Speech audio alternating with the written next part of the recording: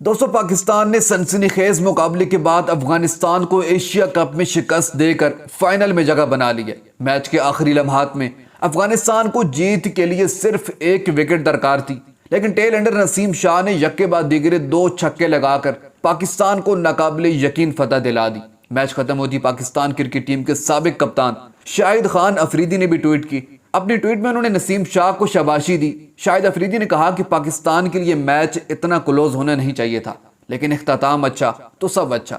ہر کھلاڑی کی انفرادی کارکردگی ٹیم کے کام آئی۔ ویل ڈن بوائز اور مبارک۔ دوستو آخر میں شاہد افریدی نے نسیم شاہ کو بم بم کا خطاب بھی دے ڈالا۔ یاد رہے کہ شاہد خان افریدی اپنی جارحانہ بیٹنگ کی وجہ سے دنیائی کرکٹ میں بم بم کے نام سے پہچانے جاتے ہیں۔ دوستو آج کے سنسنی خیز میچ کے بارے میں کامنٹ میں اپنی رائے کا اظہار ضرور کیجیے گا، اور کھیلوں کی لیٹسٹ اپڈیٹ جاننے کے لیے ہمارے ساتھ جڑے رہیں اور ہمارے اس چینل کو ضرور سبسکرائب کر دیں۔ جزاک اللہ۔